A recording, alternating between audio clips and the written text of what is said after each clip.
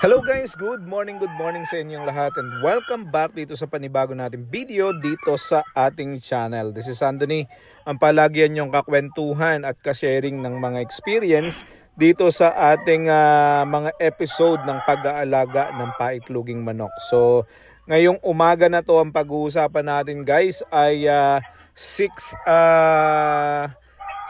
na cages o yung 288 heads, no? Yung pag-uusapan natin is yung gastos at kita sa 288 heads. Ito po ay 6 na cages ang inyong kailangan. So sa lahat ng mga nagbabalak maglagay ng 6 cages, kasi po sinasabi natin na 48 heads po ang bawat isang cages. So yung 6 po ay 288 heads, no? So magkano ang kikitain natin dyan at magkano din ang gastos at worth it ba na alagaan ito? So kung ito ang hinahanap mo na video, stay tuned ka lang at pag-uusapan natin yan pagkatapos ng isang maikling intro.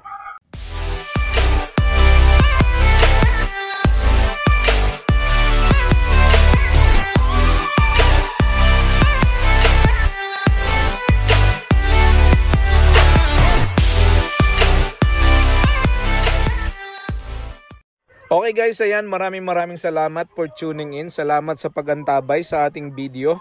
At kung ikaw ay bago sa ating channel ay paki-subscribe mo naman ang channel na to dahil nakakatulong ka para mapalawak natin yung ating video na to at nang sa ganon ay marami tayong matulungan, marami tayong mabigyan ng experience at tamang information, no? So i-click mo rin yung notification button kung okay lang at nang palagi kang ma-notify sa mga videos na ina-upload natin sa channel na to. So kanina ay pinag-uusapan natin magkano ba ang gastos at kita sa 288 heads. Ito ay 6 cages guys. So 48 bawat cage, 6 na cage ito. Kung ito ang hanap nyong video ay panoorin nyo hanggang sa dulo at nang makita ninyo kung magkano ang kikitain, magkano ang gastos at worth it ba na mag-alaga ng ganitong karaming manok sa inyong mga likod bahay. Okay, so wag na natin patagalin guys. Like I said, nung mga una natin video, 3 ang kailangan natin. Kung wala ka pang housing, kailangan mo ng housing. Kalawa, kung wala ka pang battery cages, pwede kang bumili ng battery cages, no? At ang ikatlo, kailangan natin ng mga paitloging manok. So ito yung 3 na required natin na ihanda sa ating pag-aalaga ng backyard RTL poultry, no? So ito yung mga ready to lay eggs. So ang ginagawa namin guys para makalculate namin ito based sa aming experience ay to 140 pesos per chicken ang aming estimated price sa paggawa ng housing. So kung ikaw naman ay may lumang mga piggery, mayroon na kayong mga housing para dito, hindi nyo kailangan itong gastusin, no? So gamitin nyo yung mga lumang piggery para sa paglalagay ninyo ng mga manok ninyo, no? So less gastos na yan. Pero kung wala ka pa, ito yung posibleng gagastusin mo. Estimated lang to guys, no? So kung ikaw naman ay light materials lang yung gagamitin, pawid, kawayan, niyog o kaya ay kalap, ano, yung mga madaling kuhanin at mura sa paligid ng iyong bahay o sa inyong community, pwede mo rin yung gamitin. So hindi kailangan na gumastos ng ganong kalaki, no? So mas maliit ang gastos natin,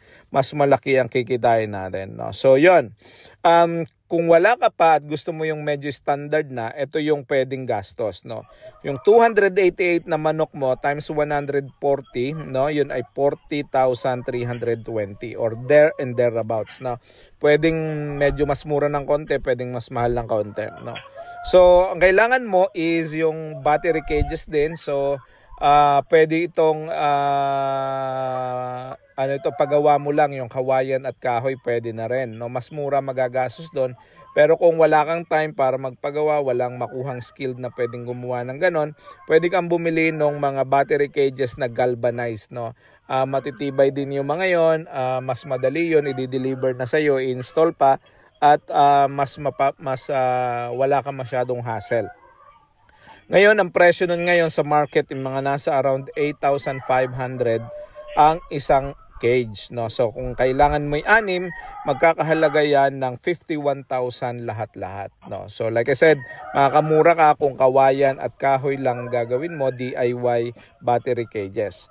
Pero kung hindi, ay pwede na ito. So sunod natin kailangan ay syempre yung mga manok natin, yung mga RTL, yung mga paitlugin natin. Ano yung RTL? Sabi nung iba, yung ready to lay chicken. Okay, so 420 kalimitan ng presyo niyan ngayon, ang prevailing price sa amin sa lugar namin. So doon natin ibabase ang computation doon sa lugar ng Mindoro. So pagka malapit kayo sa pagkukuhanan nyo ng manok, sigurado na makakamura kayo. Pag medyo mas malayo kayo, di mas mahal yung presyo ng manok na mabibili nyo. So mga nasa around 390 hanggang 480. Minsan may nagsasabi pa sa akin 500 daw ang presyo ng manok dun sa kanila. So depende yan sa layo ng delivery ng manok na bibilhin ninyo. So kung sa amin 420 times 288, 120,960 ang inyong magagastos sa RTL chicken, sa manok. Okay, so compute natin magkano yung initial investment natin. 40,320 plus 51,000 plus 120,960. Ang total niyan is 212,280 pesos. Tapos, syempre, sa unang buwan, gagastos tayo. So, dadating sa atin ng ating mga manok, 16 weeks old yan, guys, no? So, hindi pa yan nangingitlog kasi pagka i-transport na ang itlog na ang manok na nangingitlog na, baka mabasagan yan, maging sanhi ng pagkamatay. So before sila mangitlog, tinatransport na yan 16-week-old yung ideal. So 16, 17, pwede pang 17, no? So yung iba, mag-ingat kayo guys, no? Maraming mga ahente na bumibili ng manok o nagbibenta ng manok na mas bata at i-deliver sa inyo mas bata. Bibigyan kayo ng mix na mga manok. So mag-iingat kayo diyan. Make sure na inyong na-verify ang inyong mga agents na magdadala sa inyo ng manok at siguraduhin ninyo na yung mga manok ninyo is tama ang edad. At the same time, fully vaccinated, no? Mahalaga na ma-check nyo yan at mabigyan kayo ng tamang mga aalagaan. So napakahirap pagka binigyan ka ng mga 12 weeks, 14 weeks, malaki ang magagastos mo, hindi pa mangingitlog yung mga manok mo. So ganun yung kailangan nating ma-verify, no? Dapat natin double check yung ating mga binibili, no? So anyway, di-deliver yan 16 weeks, aalagaan natin yan ng 4 weeks para nang sa ganon ay ang mangitlog yan. So sa 4 weeks na yan, hindi pa sila mangingitlog, kaya kailangan natin na pakainin at gastusan yung unang buwan dahil wala pa tayong kita. So maghahanda din tayo, hindi lamang yung initial capital natin, kundi yung ating gagastusin sa loob ng isang buwan, yung unang buwan. So magkano magagastos nun? Siyempre magpapakain tayo ng feeds, magpapailaw tayo, magbibigay tayo ng vitamins and minerals at saka mga antibiotics. So compute natin kung magkano yun. So 288, kalimitan ng kinakain ng mga yan, ng average, no, is 110 grams, no, bawat isang manok. So kung yan ay tatimes natin sa 288, meron tayong 31.68 kilogram per day. So yan yung ating average na ipapakain sa ating mga manok. Posibleng sa unang buwan ay mas mababa yung kakainin nila, mga 90 grams, 100, 110. Tapos pag 110 na, nakastop na yan sa 110, sa the rest na ng pag-aalaga natin ng manok, no? So wag niyo papakainin ng manok ng kulang, wag niyo rin papakainin ng sobra, no? Pag 110, 110 lang.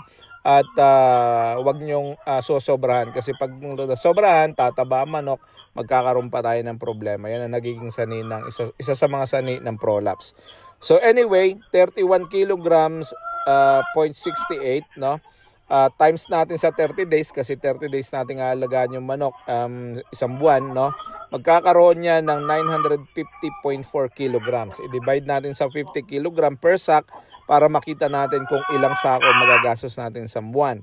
So more or less mga nasa around 19 sacks yung ating magagastos, no? So 19 sacks, i-times natin yan sa 1,470, yan yung ginagamit namin na feeds ngayon, yan yung presyo. So ang kabuuan yan is 27,930 pesos sa loob ng isang buwan. Yan yung feeds na ipapakain natin.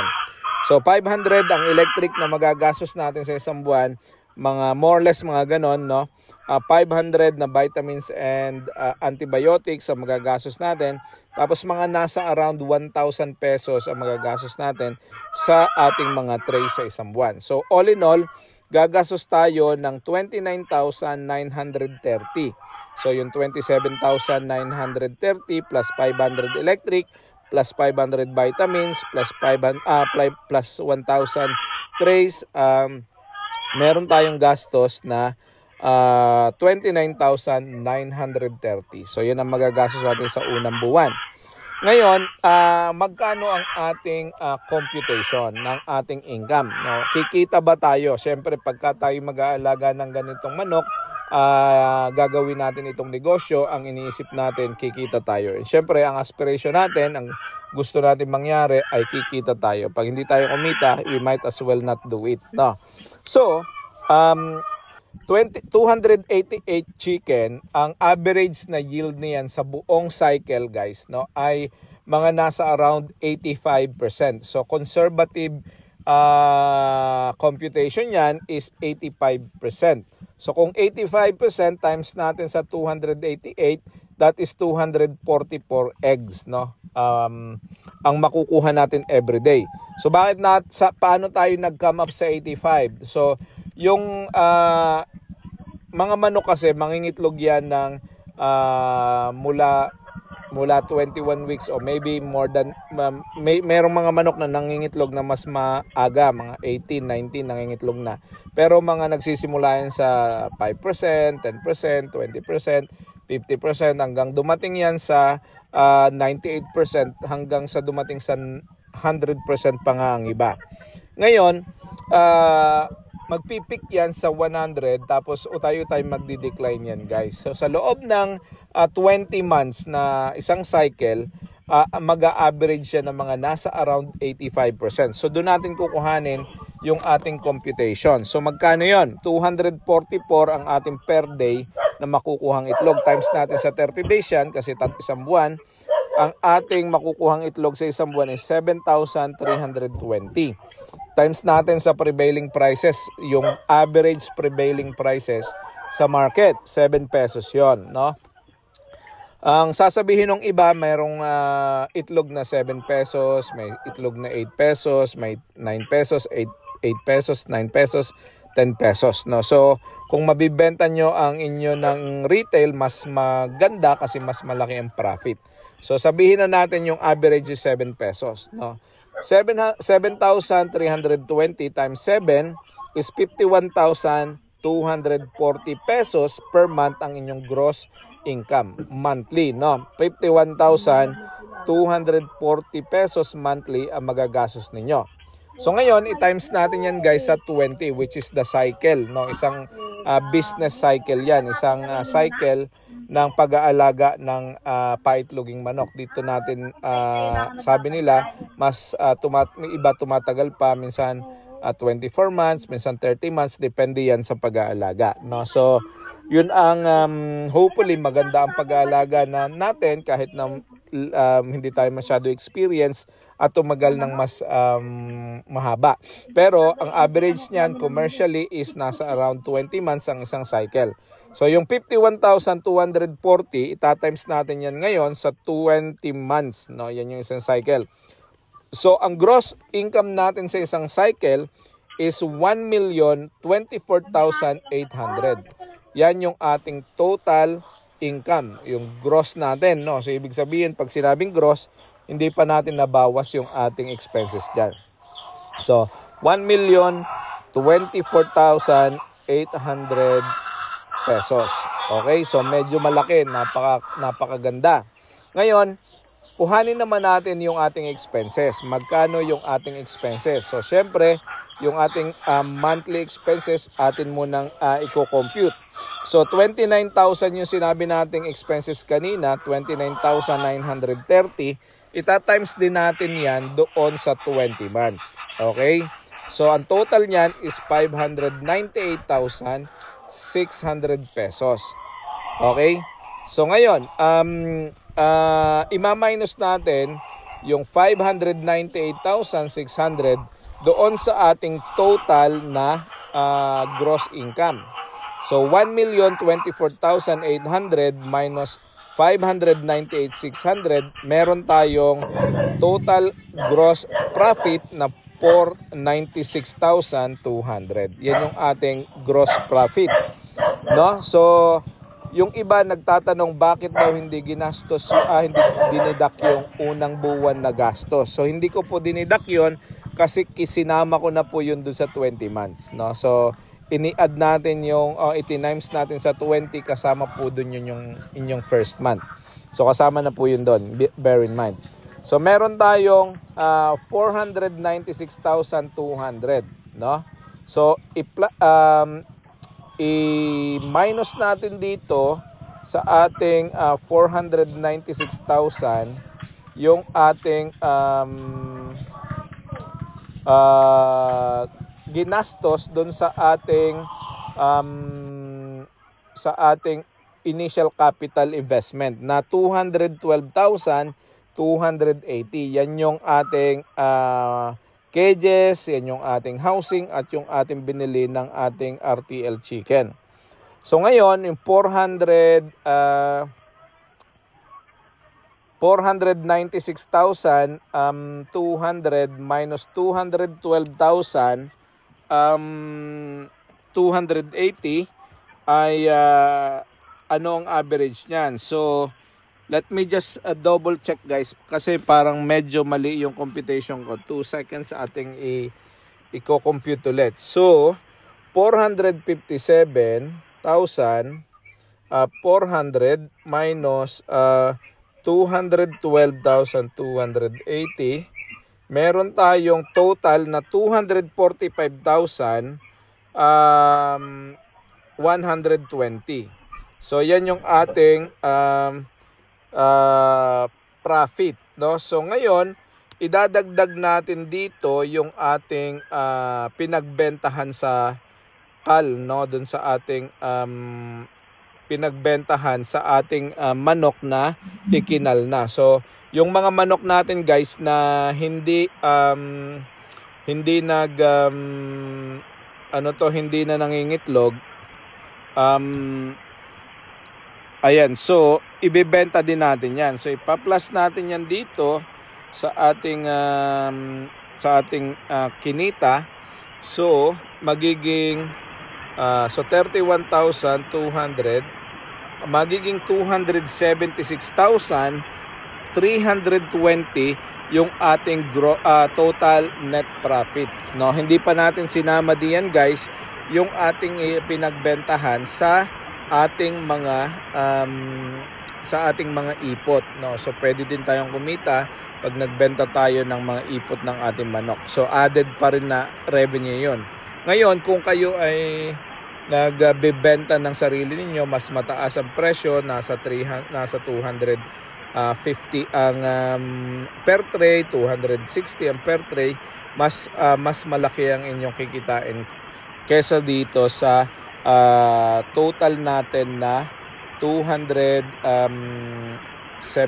something yung ating total net income. So guys, kung ito yung video na hinahanap ninyo at sa tingin nyo ay nakatulong para sa pagdedesisyon ninyo sa inyong pagbili ng manok at pag-aalaga ng paitloging manok sa inyong mga backyards, i-like nyo naman yung ating video at pakishare na rin. So again guys, ito ay mga estimated lamang, hindi po ito exact na mga presyo.